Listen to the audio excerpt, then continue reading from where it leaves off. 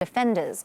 Well, let's now bring in Kurt Volker. He's a distinguished fellow at the Center for European Policy Analysis and also a former US ambassador to NATO. He joins us now live from Davos. Mr. Volker, thank you for your time. It's now been 3 months of war. I'll start by asking you if you expected it to continue this long.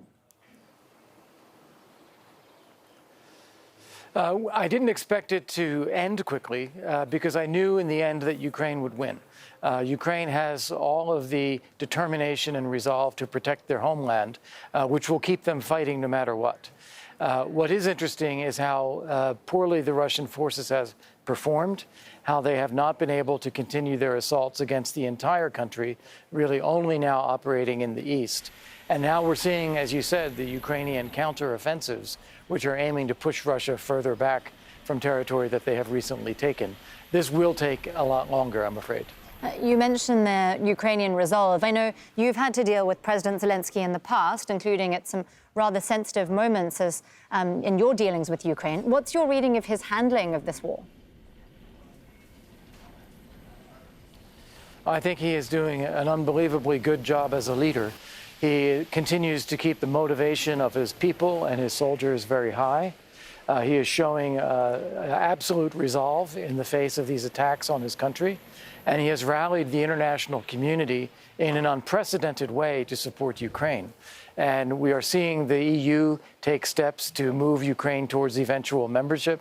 I think Sweden and Finland joining NATO as a consequence of Russia's invasion, and that will open the door for Ukraine again and NATO in the future.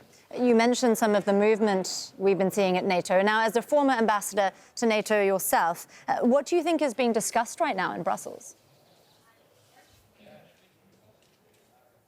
Well, I think the most important thing is the coordination and the consistency in the delivery of security assistance to Ukraine.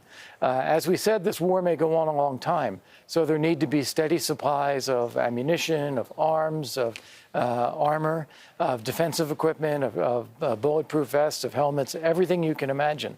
I read today that Denmark is providing anti-ship missiles to Ukraine, which is important because it's critical that Ukraine be able to reopen the Black Sea and begin using the port of Odessa again. The closure of that port by Russia is having an impact on global food supplies. And so this type of coordination is exactly what NATO is focused on today. Ukraine's relationship with NATO is a question for down the road.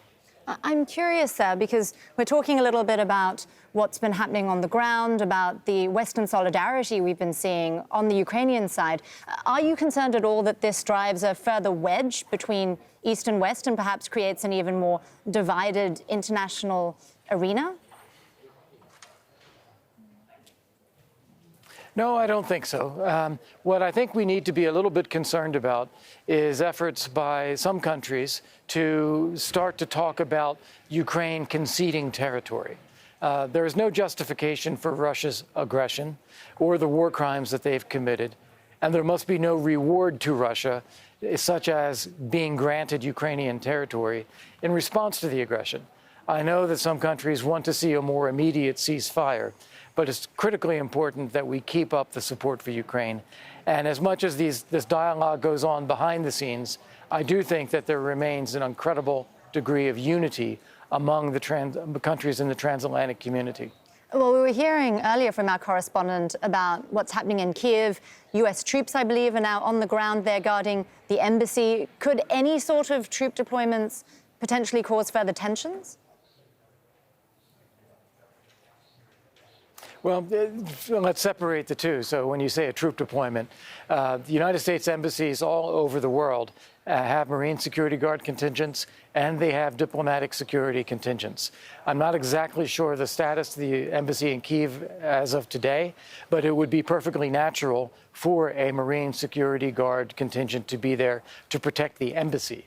That is completely different than American forces being there for the purposes of training or advising the Ukrainian military, and also different from the purpose of American forces being there to engage in any combat activities.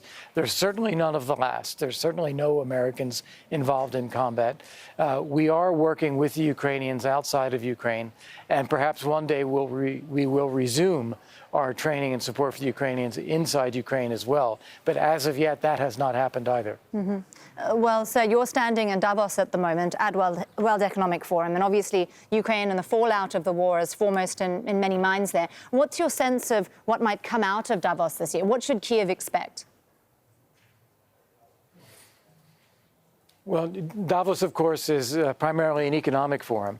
And one of the things that we all know will be necessary is a massive reconstruction and redevelopment program for Ukraine. It's something that President Zelenskyy spoke about in his remarks here today. And it's something that I think many of those who are attending, whether from the EU or the United States, will be discussing how to put together a massive reconstruction program. I think it does need to be something that reflects Ukrainian priorities. It also needs to be able to provide accountability and transparency for all of the donors. It needs to incentivize reform in Ukraine, and it needs to position Ukraine ultimately to be ready to join the European Union. So there's a lot of tasks involved with putting this together, and I think that'll be one of the main outcomes here is the urgency and the scale that needs to be put together for assisting Ukraine overall. Kurt Volker there, former U.S. ambassador to NATO and also the former U.S. special representative for Ukraine negotiations, speaking to us from Davos. Thank you so much for joining us, sir. Thank you for your time.